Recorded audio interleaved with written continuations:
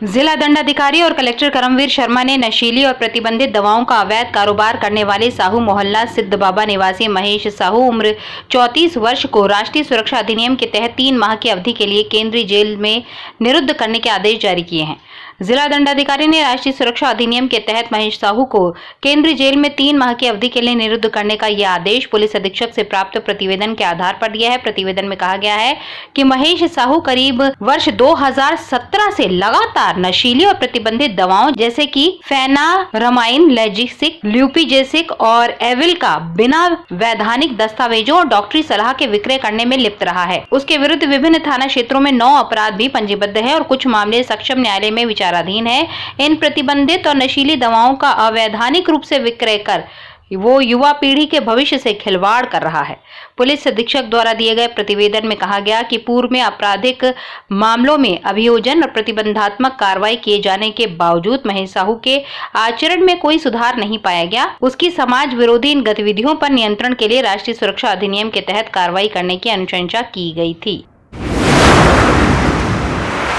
तिलवारा के पार खुलरी गांव में गुरुवार की शाम 4 बजे गेहूं की फसल कटाई के दौरान हार्वेस्टर से आग लग गई। गांव के संतोष झारिया ने बताया कि जितेंद्र कुमार उपाध्याय के खेत में गेहूं की कटाई हो रही थी। हार्वेस्टर से लगी आग कुछ ही देर में पूरे खेत में फैल गई। समीप के दूसरे खेतों को भी आग ने चपेट में ले लिया। अनूप सिंह, महेश समेत 4 किसानों के खेत में लगभग 40 एकड़ में लगी गेहूं की फसल 10 मिनट में जलकर खाक हो गई। गांव के लोगों ने दमकल वाहन बुलाने शहपुरा नगर परिषद और भेड़ाघाट में कॉल किया, लेकिन चारों ओर फसल लगी होने के कारण दमकल वाहन भी मौके पर नहीं पहुंच सके। आग से फसल के साथ हार्वेस्टर भी जल गया। तकनीकी शिक्षा, कौशल विकास और रोजगार मंत्री यशोधरा राजे सिंधिया ने कहा है कि अगले सत्र से जबलपुर इंजीनियरिंग कॉलेज में आर्टिफिशियल इंटेलिजेंस, डाटा साइंस और मेकाट्रॉनिक्स ब्रांच प्रारंभ किया जाएगा। श्रीमती सिंधिया गुरुवार को जबलपुर इंजीनियरिंग कॉलेज की साधारण सभा की 11वीं और संचालक मंडल की 25वीं बैठक को ऑनलाइन संबोधित कर रही थीं। तकनीकी शिक्षा मंत्री यशोधरा राजे सिंधिया ने कहा कि वर्तमान में आधुनिक तकनीकों से युवाओं को रूबरू कराना आवश्यक है। Artificial intelligence, data science course आज की जरूरत है। इससे युवाओं को रोजगार के और बेहतर अवसर उपलब्ध होंगे। उन्होंने कहा कि महाविद्यालय में जैव विविधता और स्वच्छ पर्यावरण बनाने के लिए पुराने वृक्षों को धरोहर के रूप में संरक्षित करें। जबलपुर इंजीनियरिंग कॉलेज को देश के उच्च महाविद्यालय की श्रेणी में लाने के लिए एलुमनाई से मार्गदर्शन लेने की बात भी उन्होंने कही। इस अवसर पर सचिव तकनीकी शिक्षा मुकेश चंद्र गुप्ता, एलुमनी एसोसिएशन के अजय चौधरी और अन्य सदस्य उपस्थित रहे। मुख्यमंत्री शिवराज सिंह चौहान ने प्रदेशवासियों को रंग पंचमी पर्व की बधाई दी है। मुख्यमंत्री चौहान ने कहा कि प्रदेश के कई जिलों में होली के बाद रंग पंचमी पर्व मनाने की परंपरा है। जिस तरह नागरिकों ने कोरोना से बचाव की सावधानियों के साथ होली पर्व मनाया, उसी तरह रंग पंचमी और अन्य त्योहार भी मनाए जाने चाहिए। मुख्यमंत्री ने परिवार स्तर पर भी रंग पंचमी मनाने की अपील की। ये त्योहार समूह में भीड़ एकत्र कर मनाने से संक्रमण फैल सकता है। सामूहिक तौर पर त्योहार न मनाए जाएं, ये सभी के हित के लिए है। मुख्यमंत्री ने कहा कि आने वाले अन्य त्योहारों में भी कुछ समय ऐसी सावधानियां रखी जाना आवश्यक है ताकि कोरोना कंट्रोल में रह सके। आज रंग पंचमी का त्योहार है। सभी बहनों और भाइयों से ये अपील है कि हम सामूहिक रूप से कहीं रंग नहीं खेलेंगे। मेरी होली मेरा घर, कोई जुलूस नहीं, कोई गैर नहीं, क्योंकि जिस गति से कोरोना बढ़ रहा है उसको रोकने के लिए संयम आवश्यक है। आज 4 स्थानों पर हमने भोपाल से टीम भेजने की व्यवस्था की है। रतलाम, खरगोन, बैतूल और छिंदवाड़ा, यहां से टीम जारी है अधिकारियों की। जहां संक्रमण ज्यादा है वहां रोकने की और क्या क्या व्यवस्थाएं की जा सकती हैं उस पर हम पूरा ध्यान दे रहे हैं। टीकाकरण का अभियान पूरी ताकत से चलाने का कल से शुरू हुआ है और मुझे खुशी है कि अपवाद छोड़कर हमने लगभग सभी जिलों में टीकाकरण के लक्ष्य को प्राप्त किया है। मेरी सभी बहनों और भाइयों से अपील है कि 45 साल से अगर आपकी ज्यादा उम्र है तो कृपया करके टीका जरूर लगवाएं। ये टीका कोरोना से लड़ने की क्षमता हमारे शरीर में पैदा करता है। अस्पतालों में बिस्तरों की संख्या बढ़ाने का अभियान जारी है।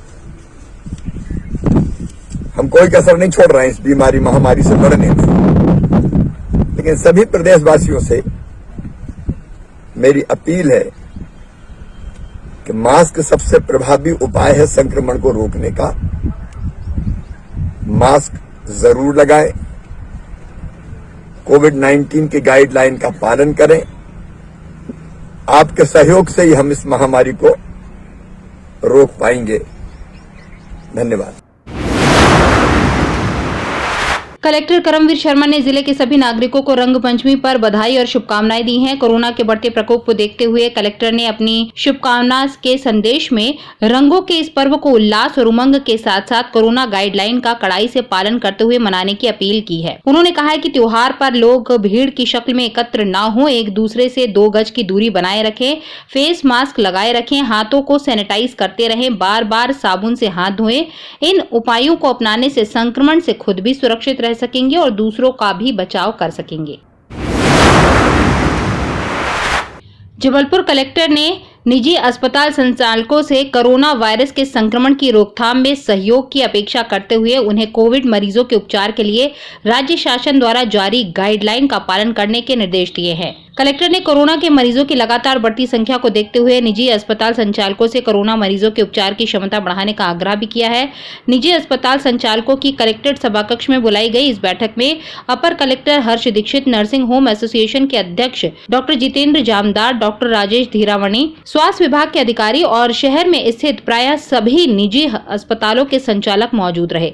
कलेक्टर ने बैठक में निजी अस्पतालों में कोरोना मरीजों के उपचार की सुविधाओं, ऑक्सीजन और आईसीयू बेड की उपलब्धता और बेड ऑक्यूपेंसी की जानकारी ली। उन्होंने अस्पताल संचालकों से कोरोना मरीजों के उपचार के लिए अस्पतालों की क्षमता विस्तार की योजना पर भी चर्चा की। 1-2 दिन के भीतर उसे अमल में लाने के लिए कहा। कलेक्टर ने कोरोना संक्रमण की रोकथाम में प्रशासन का सहयोग करने का आग्रह करते हुए अस्पताल संचालकों से कहा कि जबलपुर कोरोना मरीजों के उपचार में सेवा भाव को प्राथमिकता देनी होगी और बेहतर से बेहतर इलाज हमें करना होगा। कलेक्टर ने पिछले वर्ष कोरोना संक्रमण के पीक समय पर निजी अस्पताल से मिले सहयोग की तारीफ करते हुए वर्तमान हालातों से भी उनसे इसी तरह की सहयोग की अपेक्षा की है। उन्होंने निजी अस्पतालों में कोविड मरीजों के उपचार के लिए राज्य शासन द्वारा निर्धारित दरों की सूची सूचना पटल पर प्रदर्शित करने के निर्देश भी अस्पताल संचालकों को दिए। कलेक्टर ने बैठक में कोविड मरीजों के उपचार की गाइडलाइन का हर हाल में पालन करने की चेतावनी देते हुए कहा कि यदि ऐसा नहीं किया गया तो संबंधित अस्पताल पर कार्रवाई करने से भी नहीं चूकेंगे।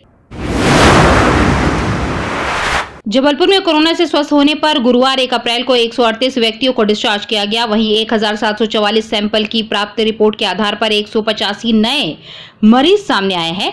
कोरोना से स्वस्थ हुए 138 व्यक्तियों को मिलाकर जबलपुर में कोरोना के संक्रमण से मुक्त होने वाले मरीजों की संख्या 17,763 हो गई है, तो वहीं रिकवरी रेट 91.75% हो गया है। बुधवार की शाम 6 बजे से गुरुवार की शाम 6 बजे तक मिले कोरोना के 185 संक्रमित व्यक्तियों को मिलाकर जबलपुर में कोरोना मरीजों की संख्या 19,360 हो गई है। पिछले 24 घंटों की अगर बात करें तो 2 व्यक्तियों की मौत की खबर भी प्राप्त हुई है। इस तरह मरने वाले मरीजों की संख्या 269 हो गई है। जबलपुर में कोरोना के एक्टिव केस अब 1,328 है और कोरोना की जांच के लिए 1,921 व्यक्तियों के सैंपल लिए गए हैं।